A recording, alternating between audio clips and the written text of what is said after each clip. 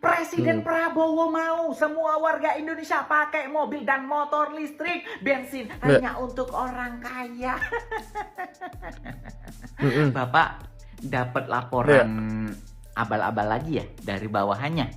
Laporan yang tidak valid. Rakyat kritik Prabowo Subianto yang menginginkan daripada rakyat Indonesia menggunakan mobil listrik dan juga sepeda motor listrik. Tentunya ini menjadi perdebatan hangat teman-teman, daripada harga minyak yang nampaknya kedepannya akan sulit karena Iran dan Amerika dan juga Israel masih perang sengit di Timur Tengah ya, seperti itu.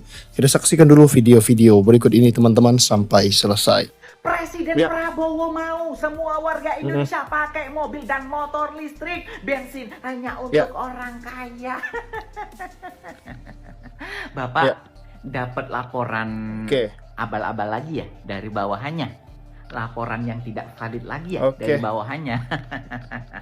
Pak, ada faktanya di lapangan yang memakai kendaraan listrik adalah orang-orang kaya, Pak. Mengerikan. Kalau orang-orang di bawah, Busuk. orang-orang miskin pakai kendaraan bensin. Ya. Karena apa? Lebih murah, lebih hemat perawatannya, nggak mahal. Kalau motor mobil listrik, aduh mahal, Pak. Kecuali Bapak Presiden mau memberikan rakyat miskin motor mobil listrik gratis. Dan tokennya juga gratis. Pak, sama, Pak. Kita punya kendaraan listrik, itu belinya mahal, Pak. Terus biaya perawatannya mahal. Kita juga ngecas, beli token juga mahal. Terus bensin khusus orang kaya ya nggak apa-apa lah, ya terserah Bapak lah gimana enaknya. Bapak Presidennya, Bapak yang ngatur, masyarakat, rakyat ikuti saja apa kemauan Presiden. Presiden mau nganan, kita nganan. Presiden mau ngiri, ke depan, belakang semua ngikut Pak Presiden. Ya, kalau memang rakyat mau disuruh pakai kendaraan listrik, ya udah Pak, dibelikan, digratiskan. Dan sekarang kendaraan listrik Pak, motor aja Pak, puluhan juta Pak, mahal Pak. Terus perawatannya, baterainya, aduh. Mending beli Mio Pak, 5 juta dapat.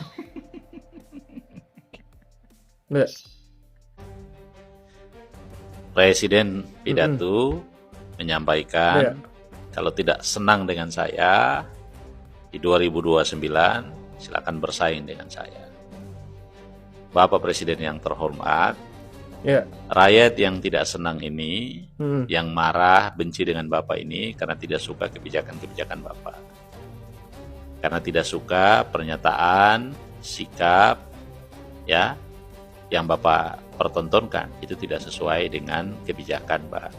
Rakyat tidak suka, Pak. Sehingga rakyat itu sebetulnya tidak ingin ada persaingan, Pak. Rakyat maunya Bapak nggak usah nyalon, Pak. Supaya negara ini bisa bebas, Pak, dari ancaman bubar, Pak. Seperti yang Bapak bilang, Pak.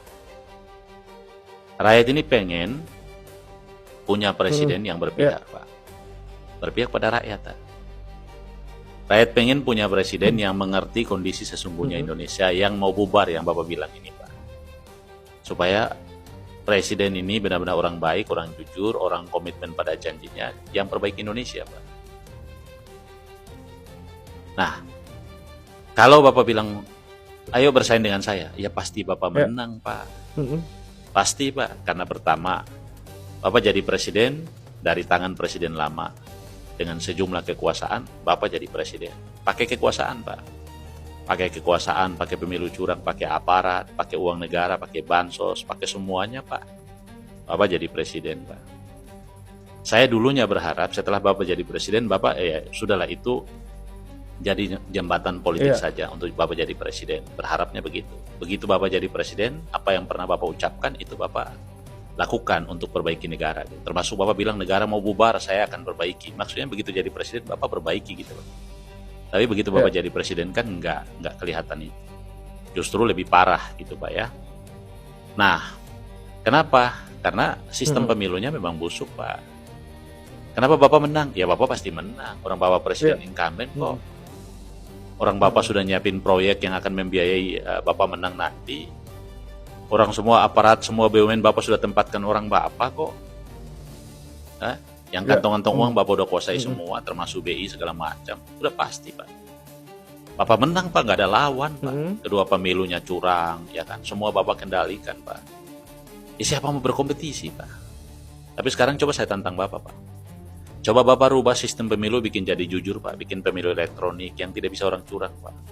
Elektronik sistem, Pak. Terus bikin aturan, presiden tidak boleh manfaatkan segala macam. Walaupun sudah ada aturan jelas, tapi tidak diterapkan. Kalau semua diterapkan, saya yakin, Pak, dari berapa 68% yang Bapak dapat itu, Pak, mungkin tinggal 8%, Pak, yang milih Bapak, Pak. Karena rakyat Indonesia ini semua udah sadar, Pak, bahwa Bapak itu terus terang aja, Pak, seperti yang Bapak ucapkan, Pak, omon-omon, Pak. Bung Karno perjanjian karo Presiden Amerika jenenge John F. Kennedy, ya, perjanjian bahwa Irian Jaya akan masuk Indonesia. Londo jane menghalangi, Belanda menghalangi supaya jangan sampai Indonesia punya Papua. Akhirnya badan tokoh-tokoh Amerika tentu di bidang intelijen mengusulkan silakan Indonesia memiliki Papua, tapi emasnya milik Amerika. Itu. Tapi Presiden Kennedy Amerika tidak setuju kepada usulan ini. Nek kowe ra gelem nandatangani terus kontrak itu nggak kamu akan dijatuhkan. Kira-kira ngono lah saiki posisinya ya.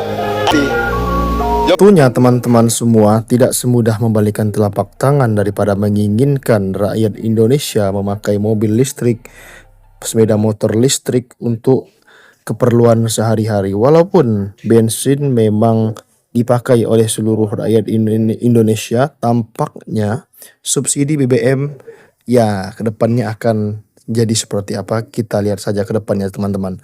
Akankah subsidi BBM ini dihapuskan sehingga harga minyak melonjak tinggi? Kita saksikan nanti depannya seperti apa teman-teman semua. Sekian, Assalamualaikum warahmatullahi wabarakatuh.